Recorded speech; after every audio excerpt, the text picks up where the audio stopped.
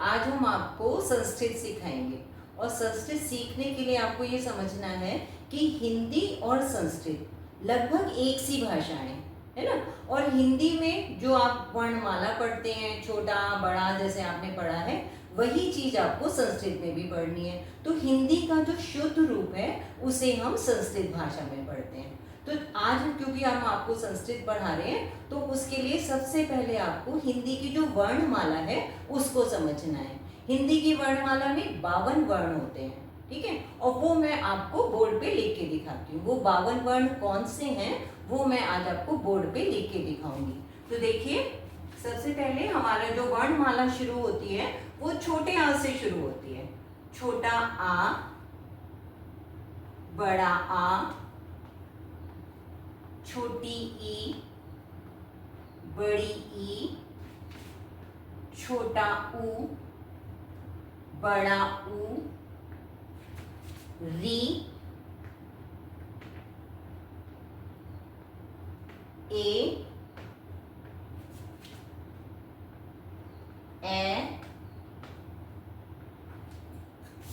ओ,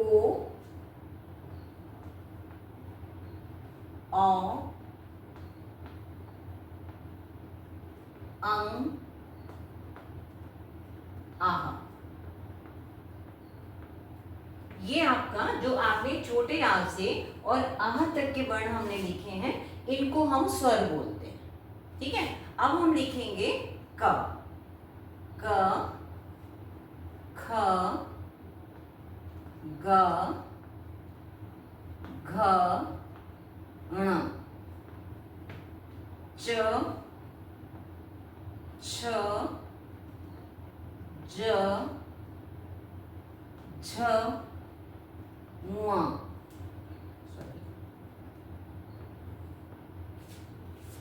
ट, ठ, ड, ढ, ण, त, थ, द, ध, न, प, फ, ब, भ, म, य, र, ल, व, श, श, स, ह, क्ष, त्र, ज्ञ। तो आपने छोटा आ, बड़ा आ, छोटी ई, बड़ी ई, छोटा ऊ, बड़ा ऊ, री, ए, ओ, औ, अंग, आह। ये जितने वर्ण हैं इनकी मात्राएं आप हिंदी में पढ़ते हैं, ठीक है। अब ये जो है का से और ज्ञा तक के हमने जो वर्ण लिखे हैं इनको हम वर्णमाला में व्यंजन बोलते हैं। तो ये जो है, ये जो वर्ण है आ से आहा तक के, ये स्वर कहलाते हैं। और का से ज्ञा तक के जो वर्ण हैं इनको हम व्यंजन बोलते हैं, ठीक है। अब मैं आपको ये बताऊंगी, अगर आप इसे काउंट करेंगे तो काउंट करके जैसे 1 2 3 4 5 6 7 8 9 10 11 12 13, ठीक है। अब ये 13 जो 11 तक के जो ये वर्ण हैं आपके, यहां तक मैं अगर आपको बताऊं तो इन वर्णों की मात्राएं होती हैं, ठीक है। और अं और आह हम इनको अयोगवाह बोलते हैं। अयोगवाह इनको इसलिए बोलते हैं क्योंकि ये हमेशा, अगर आप अंक की बिंदी लगाएंगे तो जहाँ पे आ होगा वहां पे अंक की बिंदी लगेगी। और अगर आप ये आह हम जो बोलते हैं इसमें ये, इसको जो दो बिंदियां लगी हैं इन्हें हम विसर्ग बोलते हैं। तो ये जो विसर्ग है ये भी जहाँ पे आ की आवाज आएगी वहां पे विसर्ग लगेगा। तो इसलिए इन दोनों वर्णों को हम अयोगवाह बोलते हैं, ठीक है। अब मैं आपको बता रही हूँ, तो ये जो आ से औ तक के जितने वर्ण हैं ये 11 वर्ण हो गए और अंग और आह ये अयोगवाह है। तो अब आपने 13 वर्ण पढ़ लिए। फिर मैं आपको बता रही हूँ का से ज्ञा तक के वर्ण। अब का से ज्ञा आप काउंट करोगे तो एक, एक, दो, तीन, चार, पाँच, 6, 7, 8, 9, 10, 11, 12, 13, 14, 15, 16, 17, 18, 19, 20, 21, 22, 23, 24, 25, 26, 27, 28, 29, 30, 31, 32, 33, 34, 35, 36। ठीक है, तो 36 ये हो गए और 13 ये हो गए। ठीक है, अब 36 और 13 अगर आप देखोगे तो कितने होते हैं, ये हो गए आपके 36, ठीक है 36, और ये हो गए 13। अब इन्हें काउंट करके 6 और 3 9 हो जाते हैं, 3 और 1 4 हो जाते हैं। मैंने आपको बताया वर्णमाला में 52 वर्ण होते हैं। ठीक है, वो जो 52 वर्ण हैं, अब 3 वर्ण हम इनमें और बढ़ाएंगे, उसको हम बोलते हैं, जैसे आप पढ़ते हैं श्र, एक वर्ण आप पढ़ते हैं श्र, हिंदी में बोला जाता है, अगर आपने हिंदी पढ़ी है तो हिंदी में आप श्र भी बोलते हैं। एक वर्ण होता है ढ, ढ ऐसे ढ बनाते हैं, और ढ के नीचे ये जो ढ है यहाँ वाला, इसका जो प्रोनाउंसिएशन है, इसका जो उच्चारण है वो यहाँ पे बदल जाता है, इसके नीचे बिंदी आएगी तो ये ढ बन जाएगा।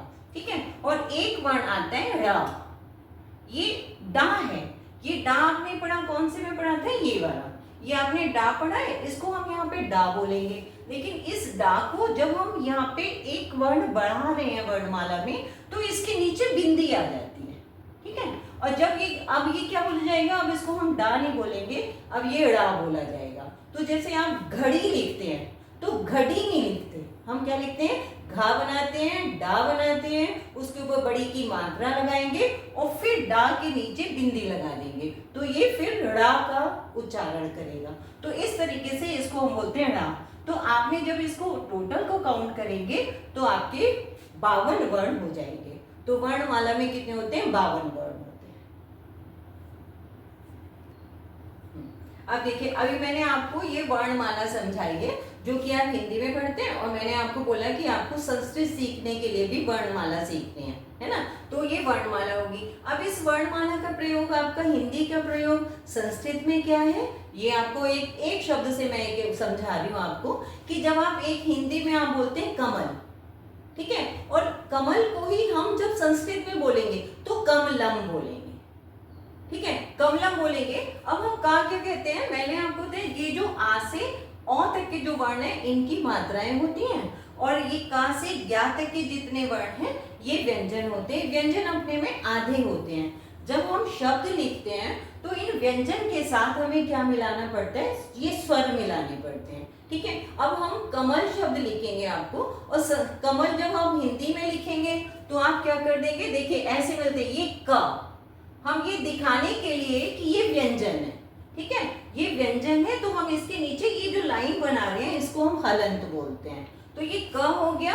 फिर हम लिखेंगे, मैं कमल लिख के दिखा रही हूँ आपको, कमलम, आपको कमलम लिख के बता रही हूँ।